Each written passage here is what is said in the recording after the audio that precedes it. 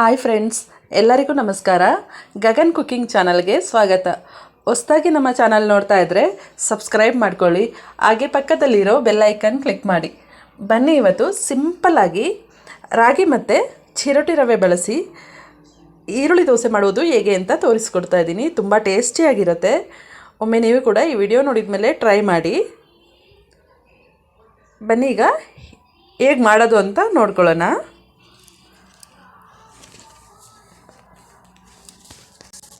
ನಾನಿಲ್ಲಿ 1 ಕಪ್ ರಾಗಿಯನ್ನು ತಗೊಳ್ತಾ ಇದ್ದೀನಿ. 1 ಕಪ್ ರಾಗಿಗೆ 1 ಕಪ್ಪು ಚಿರೋಟಿ ರವೆ ಹಾಕ್ಕೊಳ್ಬೇಕು. ಹಾಕ್ಕೊಂಡು ಸ್ವಲ್ಪ ರುಚಿಗೆ ಎಷ್ಟು ಬೇಕಷ್ಟು ಸ್ವಲ್ಪ ಉಪ್ಪು ಹಾಕ್ಕೊಂಡು ಚೆನ್ನಾಗಿ ಕಲಿಸ್ಕೊಳ್ಬೇಕು. ಇದನ್ನು ದೋಸೆ ಹಿಟ್ಟಿನ ಅದಕ್ಕೆ ಕಲಿಸ್ಕೊಳ್ಬೇಕು.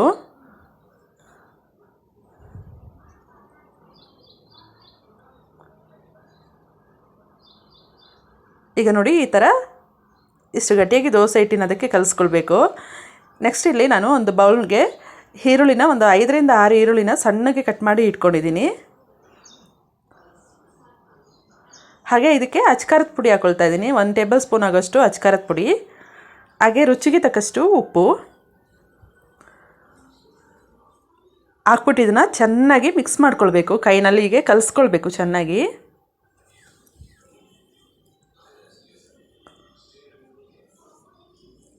ನೋಡಿ, ಈ ರೀತಿ ಚೆನ್ನಾಗಿ ಕಲಿಸ್ಕೊಳ್ಬೇಕು.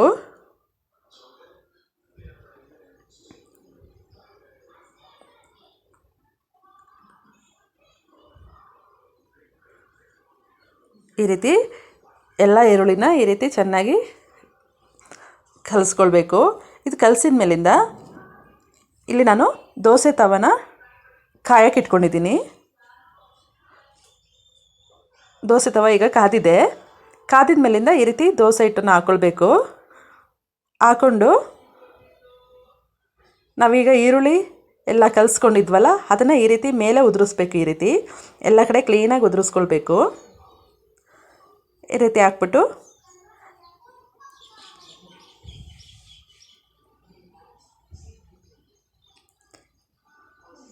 ಈ ರೀತಿ ಹಾಕಿ ಮುಚ್ಚಿಡಬೇಕು.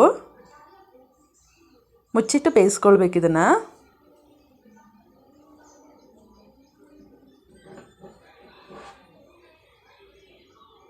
ಇದಕ್ಕೆ ಸ್ವಲ್ಪ ಎಣ್ಣೆ ಹಾಕ್ಕೊಳ್ತಾ ಇದ್ದೀನಿ ಮೇಲ್ಗಡೆ.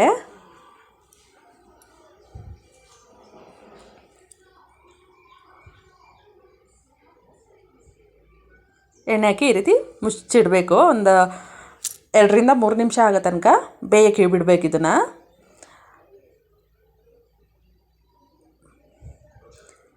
ಇದು ಶುಗರ್ಗೆಲ್ಲ ತುಂಬ ಒಳ್ಳೆಯದು. ಅದರಿಂದ ರಾಗಿ ಮತ್ತು ಚಿರೋಟಿ ರವೆ ಮಿಕ್ಸ್ ಮಾಡಿ ದೋಸೆ ಮಾಡ್ತಾಯಿದ್ದೀನಿ. ಚೆನ್ನಾಗಿ ಬರುತ್ತೆ ಆವಾಗ ದೋಸೆ. ಈ ರೀತಿ ಈರುಳ್ಳಿ ದೋಸೆ ಮಾಡಿ ತಿನ್ನೋದ್ರಿಂದ ತುಂಬ ಟೇಸ್ಟಿಯಾಗಿರುತ್ತೆ.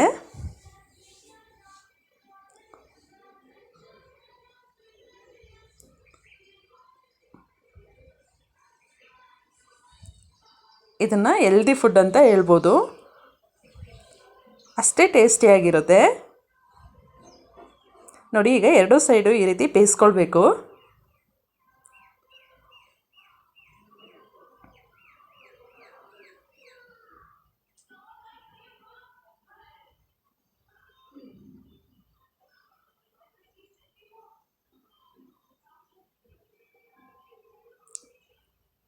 ಈಗ ನೋಡಿ, ಚೆನ್ನಾಗಿ ಬೆಂದಿದೆ ಇದು.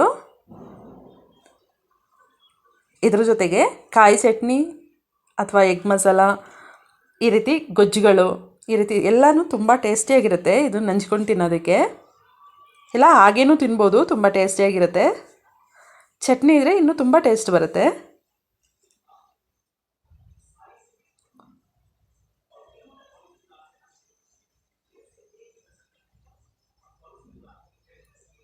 ಈ ರೀತಿ 2 ಕಡೆನೂ ಲೋ ಫ್ಲೇಮ್ನಲ್ಲಿ ಬೇಯಿಸ್ಕೊಳ್ಬೇಕು. ಒಂದು 2 ನಿಮಿಷ ಬೇಯಿಸಿದರೆ ಸಾಕು.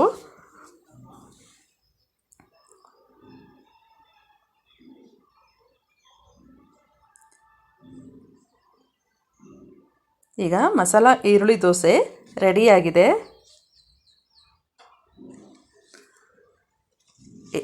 ಇದು ಚಟ್ನಿಗೆ ಹಾಗೂ ಎಗ್ ಮಸಾಲ ಅಥವಾ ಗೊಜ್ಜುಗೆಲ್ಲ ಸೂಪರ್ ಕಾಂಬಿನೇಷನ್.